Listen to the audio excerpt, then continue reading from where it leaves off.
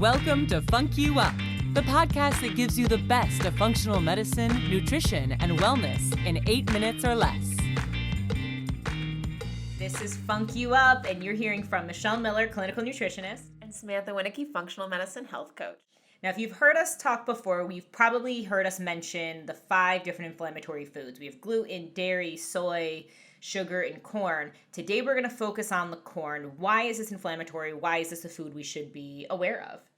Right. And you know what's interesting is I think we're consuming a lot more corn than we realize. We are inundated with corn. It is everywhere, and that's part of the problem is we don't even realize this isn't just the corn on the cob you're having at a summer barbecue, right? This is coming in so many different forms. Yeah, it's coming at you from multiple places. It's coming from medications and supplements, chewing gum, toothpaste, makeup, from your food containers. That's crazy. Yeah, we were reading that even corn byproducts are used in the lids for your to-go coffees, those plastic lids. Who would have thought? That's what, like, have a little coffee with your corn, you know? Yeah.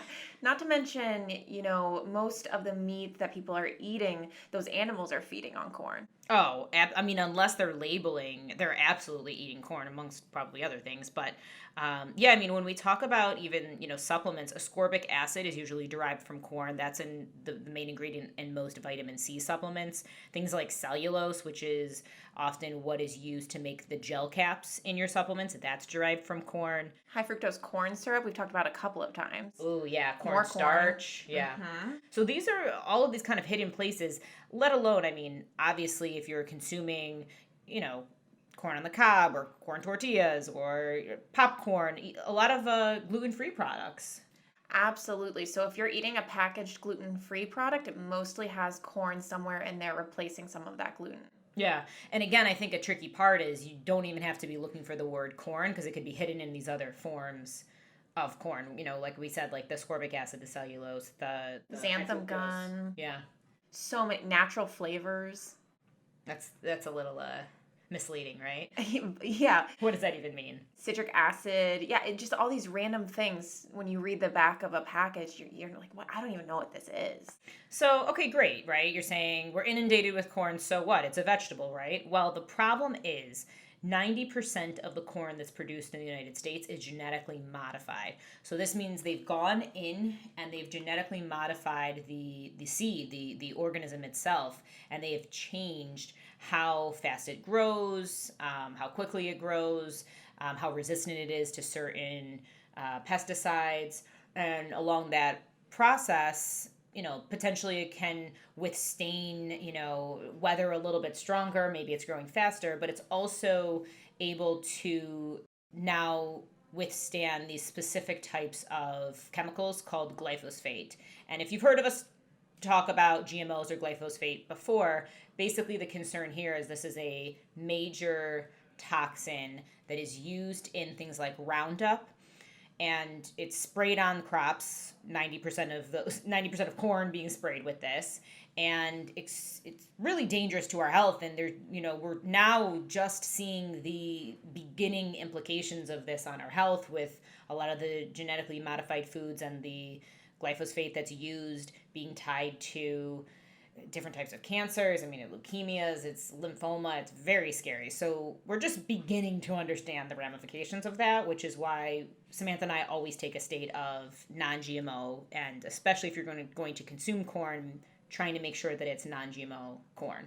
Absolutely. And that really brings us to, when you're kind of mentioning glyphosate and things like that, that brings us over to the way that it can cross-react with your body, and your body can sometimes respond to corn in the same way that it would respond to gluten. So you've heard us talk several times before about how eating gluten can lead to things like intestinal permeability, leaky gut, inflammation in the body, inflammation in the brain. So what's interesting is sometimes the body can't tell the difference between the corn or the gluten. Right, because we're talking about these small molecular forms that are passing through the gut barrier. So there's this issue of like a cross-reactivity where, It could be one thing, but your body's thinking it's another. This actually happens with quite a few things. Even people, like we've even seen cross-reactive, if someone's super allergic to pollen, sometimes they can't consume melon, right? Because there could be a cross-reactivity there. So this happens in a lot of areas in nature. And it's something we really need to keep our eye on because, like we were mentioning before, so many times people, let's say you're having a taco, you can't have the flour, you're going to go for the corn tortilla, but you have no idea that your body might have the same inflammatory response. Yeah, that can get really tricky. We've worked with clients who are gluten sensitive, gluten intolerant, even our clients with celiac, and they'll go on a strict gluten-free diet, but if we don't realize that they could also be sensitive to soy, even if it is not labeled non-GMO, they could still have an inflammatory response from just the corn itself. Absolutely. And then when it comes to corn, Michelle, do you think it's a vegetable?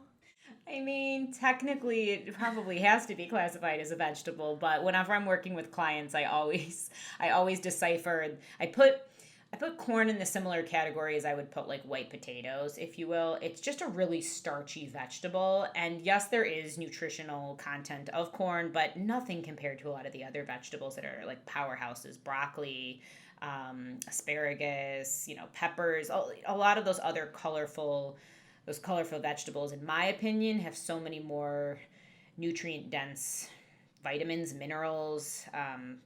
I think that I'd rather stick with those than add corn. It drives me crazy when I think about a school lunch. Like the vegetable of the day is canned corn. Like that is a joke. That is not a sufficient vegetable. Like there are so many other powerhouses. Why are we using that? So we're not telling you to stop eating your organic, non-GMO corn on the cob every once in a while in summer. However, maybe it's not the primary vegetable on your plate. Exactly. And it's more about awareness. I think even when you are purchasing, products, whether they are, crackers or it is a supplement or it is, anything from even, animal protein that you're purchasing in the store, any of these types of products that could have hidden sources of corn, you really want to be looking for the non-GMO label because then at least you're one step ahead of the game.